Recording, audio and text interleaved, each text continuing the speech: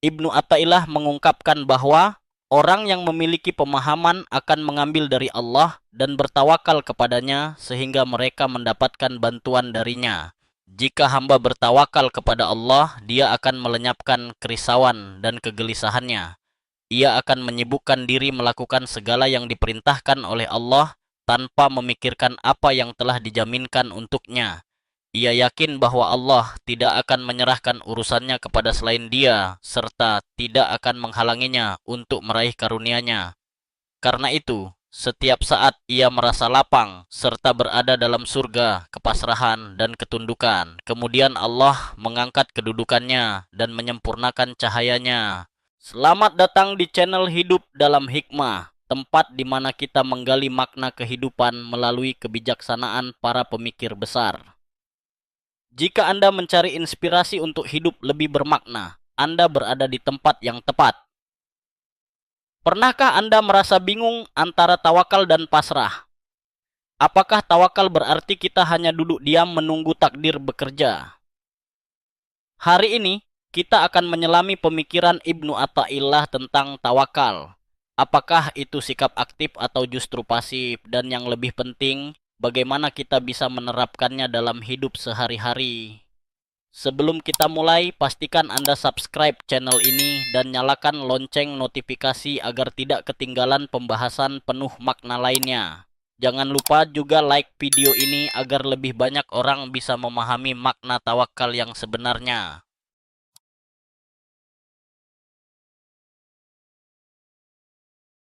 Nama lengkap Ibnu Athaillah Al-Sakandari adalah Syekh Abu Al-Fadl Taj Al-Din Ahmad ibnu Muhammad ibnu Abd al-Karim ibnu Abd al-Rahman ibnu Abd Allah ibnu Ahmad ibnu Isa ibnu al-Husain ibnu Athaillah al-Sakandari. Beliau lahir di Iskandaria, Mesir pada tahun 648 Hijriah, 1250 Masehi. Ibnu Athaillah salah seorang ulama yang memadukan ilmu syariat dan ilmu hakikat. Oleh karena itu, Ibnu Athaillah dikenal sebagai ulama ahli syariat dan hakikat. Bahkan, beliau termasuk salah satu penghulu ulama syariat dan hakikat, sehingga beliau menjadi simbol harmoni syariat dan hakikat. Ibnu Athaillah sejak kecil menuntut ilmu dari beberapa syaikh. Salah seorang syaikh yang paling banyak ditimba ilmunya adalah Syaikh Abu Al-Abbas Ahmad Ibnu Ali Al-Ansyari Al-Mursi, murid dari Syekh Abu Al-Hasan Al-Syadzili. Keluasan ilmu yang diperoleh dari Syekh Abu Al-Abbas telah ikut mendorong Ibnu Athaillah untuk menulis Lataif Al-Minan fi Manaqib Al-Syekh Abi Al-Abbas wa Syekhihi Abi Al-Hasan. Melalui kitab ini, Ibnu Athaillah ikut berjasa memperkenalkan kepada dunia tentang dasar-dasar tarekat Syadziliyah yang sebelumnya telah dirintis oleh Syekh Abu Al-Hasan Al-Syadzili. Ibnu Athaillah sudah terkenal sebagai faqih mazhab Maliki yang mumpuni. Beliau pernah beradu argumen dengan beberapa murid Syekh Abu Al-Abbas Al-Mursi. Pada akhirnya, Ibnu Athaillah menemui langsung Syekh Abu Al-Abbas untuk membahas beberapa masalah agama. Keluar dari majelis, Ibnu Athaillah benar-benar tidak berdaya. Abu Al-Abbas Al-Mursi telah meninggalkan pesona yang sangat memikat. Pesona itulah yang mendorongnya bersegera menjadikan sang syekh sebagai guru spiritualnya. Tanpa ragu beliau melangkah di atas jalannya dan mengikuti ajaran-ajarannya. Dengan demikian beliau tidak hanya mendalami ilmu-ilmu syariat, tetapi juga khusyuk menekuni ilmu hakikat. Ibnu Athaillah dikenal sebagai sosok yang bersih dan dikagumi. Beliau tampil menjadi panutan bagi siapa saja yang telah berkenan meniti jalan menuju Allah.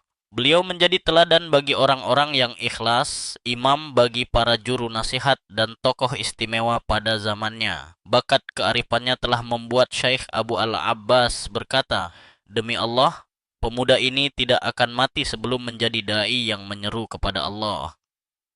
Ibnu Athaillah wafat pada 16 Jumadil Akhir 709 bertepatan dengan 21 November 1319 saat masih mengajar pada Madrasah Mansyuriyah.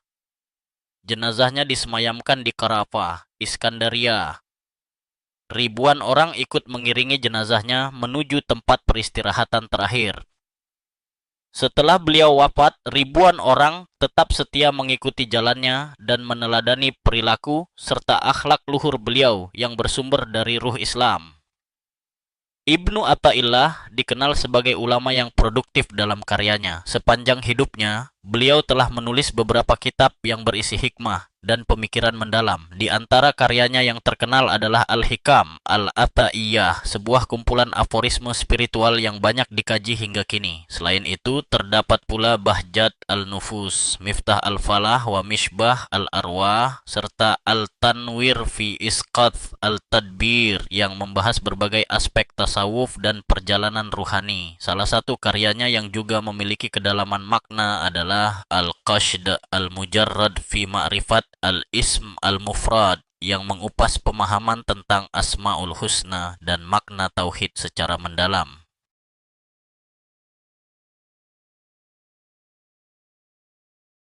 Menurut Ibnu Athaillah, tawakal adalah keadaan dan tingkah yang agung. Sikap tawakal meliputi aspek lahir dan batin. Lahirnya taat kepada Allah dan batinnya tidak menentangnya. Islam berarti ketundukan seluruh anggota tubuh, sedangkan sikap tawakal adalah ketundukan hati.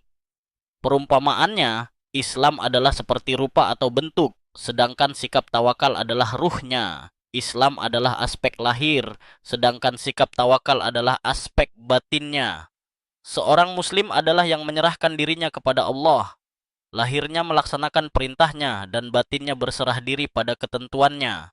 Makam tawakal dapat dicapai apabila seorang hamba tidak lagi menentang seluruh ketetapan Allah dan berserah diri pada ketentuannya. Siapa saja yang telah mengikrarkan dirinya sebagai seorang muslim, ia diharuskan untuk berserah diri. Orang yang bertawakal akan beriman dan senantiasa melaksanakan kewajibannya sebagai hamba. Sebab ketika seorang hamba bertawakal dirinya akan mematuhi ketetapan dan menyerahkan semuanya kepada Allah, ketika itulah seorang hamba merasakan nikmatnya hidup dan lezatnya kepasrahan. Iman yang sejati hanya bisa dicapai oleh orang yang sepenuhnya berhukum kepada Allah dan Rasul, baik dalam ucapan maupun perbuatan, dalam mengambil maupun meninggalkan, serta dalam mencintai maupun membenci. Seorang mukmin sepatutnya tunduk, termasuk dalam hukum taklif dan pengaturan. Hukum taklif ialah berbagai perintah dan larangan yang berkaitan dengan usaha dan perbuatan hamba. Sementara pengaturan adalah ketentuan dan keinginan Tuhan yang tidak bisa dielakkan. Oleh karena itu, seorang hamba harus bertawakal menerima sepenuhnya pengaturan Allah. Jelaslah bahwa hakikat iman hanya bisa diperoleh melalui dua hal, yaitu melaksanakan perintah Allah dan menerima ketetapannya. Dalam hal ini, Ibnu Athaillah mengungkapkan bahwa orang yang memiliki pemahaman akan mengambil dari Allah dan bertawakal kepadanya sehingga mereka mendapatkan bantuan darinya. Jika hamba bertawakal kepada Allah, dia akan melenyapkan kerisauan dan kegelisahannya.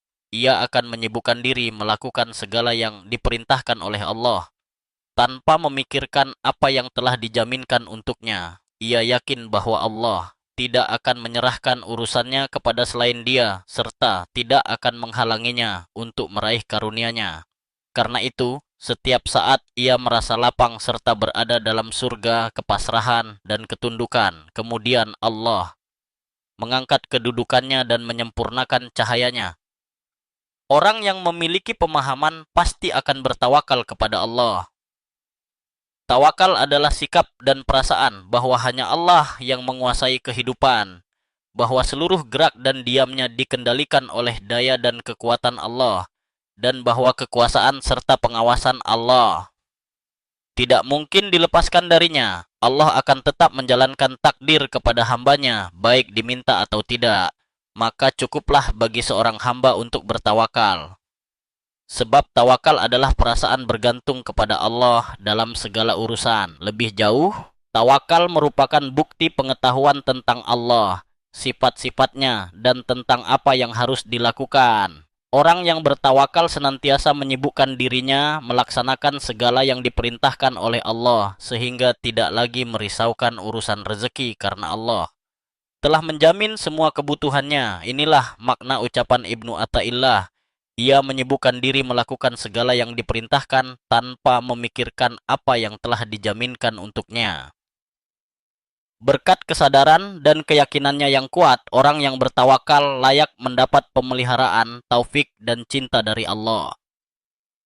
Dalam konteks ini, menurut Ibnu Athaillah, orang yang bertawakal hanyalah orang yang memiliki pemahaman. Jika seorang hamba telah mencapai tingkatan tawakal, dirinya akan berada dalam hamparan kepasrahan dan ketundukan. Kemudian Allah akan mengangkat kedudukan dan menyempurnakan cahayanya. Dirinya menyerahkan segala urusan kepada Allah, seraya menjalankan berbagai sebab yang diperintahkan namun tidak bergantung kepada sebab-sebab itu. Dengan demikian, Allah akan mengangkat kedudukan dan hati yang dipenuhi cahaya, karena mereka taat dan dekat kepadanya.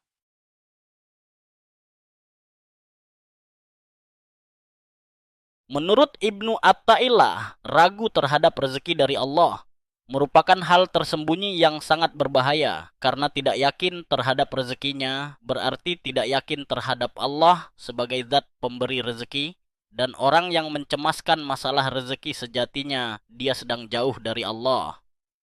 Oleh karena itu, sepatutnya seorang hamba tidak perlu mencemaskan masalah rezeki, karena Allah telah menjamin untuk semua makhluknya, tidak terkecuali manusia. Menurut Ibnu Athaillah, sebagaimana dijelaskan dalam Al-Tanwir, bahwa mencari rezeki kadang dapat menyebabkan seseorang merasakan keadaan jiwanya tidak lagi sama antara ketika pergi dan pulang ke rumah.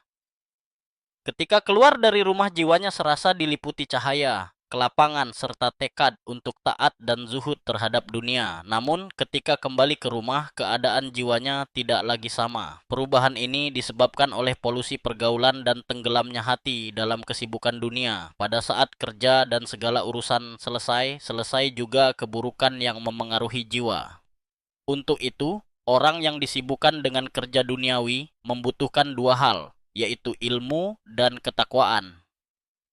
Ilmu yang dimaksud di sini ialah ilmu yang menjelaskan tentang halal dan haram, sedangkan ketakwaan akan mencegahnya dari berbuat dosa.